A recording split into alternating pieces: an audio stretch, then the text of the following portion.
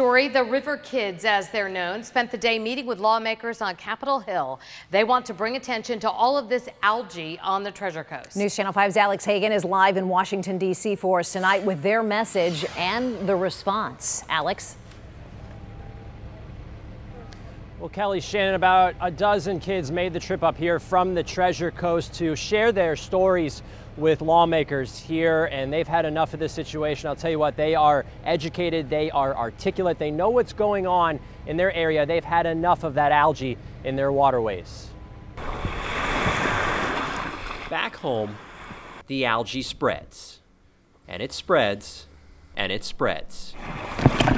So hundreds of miles away, showing them that kids can be passionate. Young activists from the Treasure Coast tried to prevent that spread by lobbying on Capitol Hill. They should have never discharged. Known as the RiverKidz, a youth movement for cleaner water. Hello, thanks for coming. About a dozen kids began their day with Congressman Brian Mast. It makes a difference for the Corps of Engineers to hear from you. Congressman Garrett Graves and Bill Schuster followed in the U.S. Army Corps of Engineers. You won't be rowing in something so dangerous, the water. Kids shared their stories, shared what's going on to get Washington to care. Madeline Weiler will be a freshman in high school. My mom's a rower, I used to be a rower, and you're out in the water and you're having a great time, and it's kind of hard to do that when it smells so toxic. Emma Wickham is 9. I miss when we could go out to the beach like every single day. It should have stopped many years ago.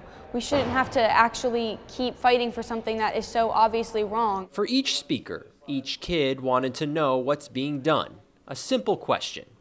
Lawmakers stating it's all about working with the Corps, putting more funds toward Corps projects to reduce discharges. Was it enough for them? Maybe, maybe not. Help projects be expedited a little more quickly and also a little more cost effectively. One thing's for certain, these kids say enough is enough. We should have solved this problem from day one.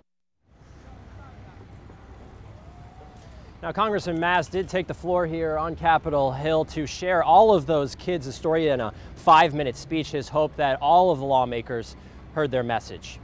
Reporting live in Washington, D.C., Alex Hagan, WPTV News Channel 5. Alex, thank you. And today's meeting with the lawmakers comes as new satellite images show the state of Lake Okeechobee. Here is what the algae looked like on the lake last Thursday, just a day before the Army Corps scaled back water discharges. You can see there isn't too much impressive stuff here. But once the discharges actually slowed down, take a look at this. The algae actually settles in, as you can see here at the lake. By Sunday, the algae was in large patches covering much of Lake O, likely because there were no discharges to break it up and push it into other waterways. So now you can really better understand just how these releases affect where you will end up seeing algae there on the Treasure Coast.